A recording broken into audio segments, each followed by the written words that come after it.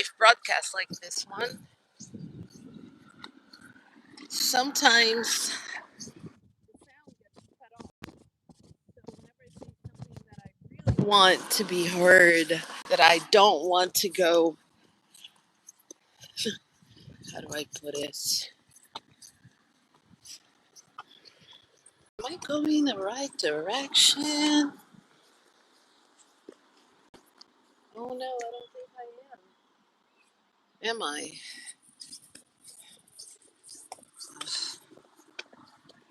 I just don't want to go to the wrong place.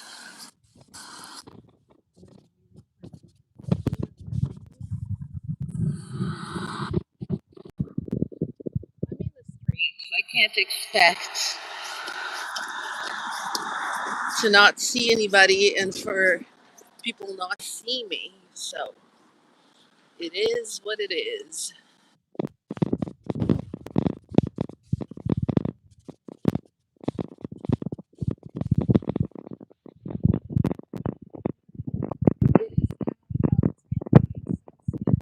The skies are gray and out over. It's summer. Whatever you say. Let's normalize letting people experience the weather in whatever way experiencing the weather. So I'm not out here to bash people for thinking it's hot. I'm out here complaining that people want to force me to think it's hot when it's not. That's my beef.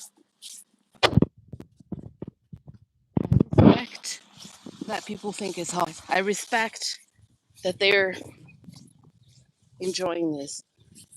What I don't understand is not me to take off my jacket, to not wear my waterproof pants when it's. Look at this. It's probably going to start raining any moment. Let's normalize. People love that phrase. Let's normalize. Okay, let's normalize. Not trying to force a person who grew up in the States, Florida and California. When I was there, those two states, those are the states I experienced the most. And somebody who lived in Brazil, experienced an Australian summer, in New Zealand. This here is not summer.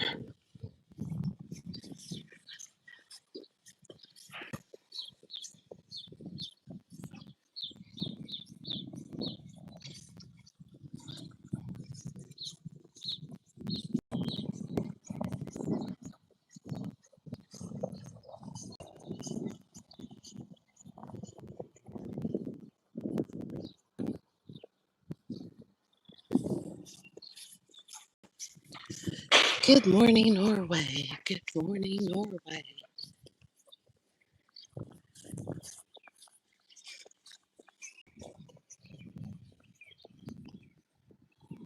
I'm not so focused on having a lot of subscribers at the moment. I'm wanting people to watch my long form content. I need people to do. Because I need people to give me my hours. Okay, let me explain so people understand. All right, so I know I'm never going to be a YouTuber to millions. I'm never, ever going to be a YouTuber that is successful and that makes content that everybody wants to watch. And guess why? First of all, I'm not conventionally attractive. That's the number one reason why I'm never going to be successful at this. I'm not conventionally attractive. I'm not young. And I'm not skinny, which probably fall in the category of conventionally attractive. But anyway, I'm not any of those things. I do not want to ride the coattails of anybody. For example, making a video about something that's very successful, right? I have seen reaction videos. I've seen a guy, I don't know where in Britain he's from. And I'm sorry, if he's Irish, I apologize because I know that Ireland is not above, yeah, they don't like calling themselves British, even though geographically they're in the British Isles, but that's a conversation for much later. That is this guy, this guy is somewhere in the British Isles, okay? All of his content is basically reaction videos. So he sits and talks about what other people have done or are doing.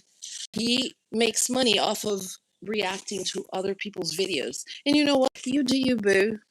More power to you. Kudos to you, whatever it is that you want to say.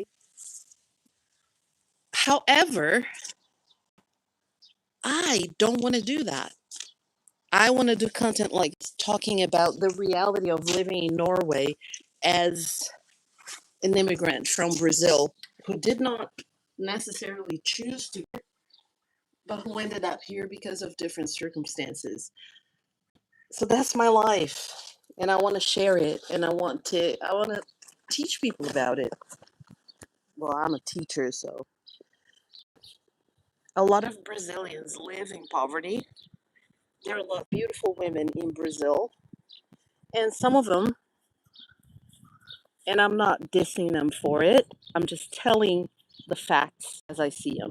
All right, some of these beautiful women in Brazil, they meet old Norwegian men with money.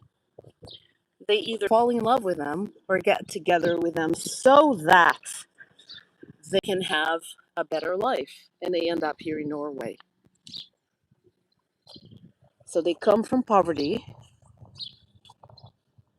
So from rags to riches, they go. And more power to them. That's their life. That's their reality. That is not what happened to me. First of all, I am not conventionally attractive. And I'm not saying this to fish for compliments or anything. Because often enough, women will say, "Oh my God, I'm so fat and ugly," and they just want people to say, "No, you're not." And fat and ugly are not synonyms, by the way. You can be fat and beautiful, and you can be very skinny and very ugly. So, and also you can be ugly for a group of people and beautiful for a different group of people. All relative. So yeah, all relative. But let's go with what I was saying. So my reality is different. I ended up here because I come from I know people don't like to hear it, but it's the truth. I come from an upper middle class family. We did a lot of things that rich people did without being rich, but we lived my entire my entire life in an upper middle class to rich neighborhood. We had cars in the garage. We had access to the best of the best. We traveled internationally. We could afford a lot of different things that people living in poverty and in middle class could not afford. Am I bragging? No. I'm telling it like it is, like it was. So I lived this upper middle class life, which led me to attend high school in the United States. My parents paid for my you have to go through an exchange program. The program does not pay the family to host you. The program finds you a family to take care of you during that time. So I was in the States and to high school there. I had gone to a private binational center my entire life. So that's why I speak English. 1% of the population speaks English. I ended up going to New Zealand, living in New Zealand 1995, 1996. I lived in Australia 1997, 99. So those experiences are the product of being raised in an upper middle class family because my parents could afford to send me to these countries. And that's where I met my husband. in Australia. So I did not meet him while, and a lot of women do this. I'm not saying or judging them. I'm just telling it like it is. That's what they do. I met a girl in 2014. She told me she told me that she was trying to meet a rich man from a different country to take her out of poverty. She told me this in every letter. She later took it back. Anyway, she's a horrible person. Anyway, a couple of women like this here. She's a horrible person for the racist things that she said to me, even though she is black. Anyway, so I, my husband, because I was studying abroad, I wasn't gringo hunting. And that's what some women do, Brazilian women, because they want to have a better life. And they figure that's the way they're going to do it. It's usually beautiful young women from Brazil who end up here, married old Norwegian men.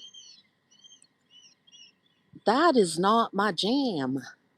I do not fit in with that group. No, and I never will. And nobody's going to make me feel bad for it. They're doing what they can and what they need to do to survive. It's their life. I'm not going to, I'm saying it like it is. I'm telling it as I see it. So I ended up here because I come from a family that could afford to send me places. So I didn't choose to come here. I ended up meeting a man from Norway in Australia, and we got married, and I'm here in Norway. I didn't plan it this way, and I didn't go searching for it. It just happened. And that's the story I'm telling. And it's a different story from the stories you hear about Brazilian women who end up in this country. With that being said, let me get on the train.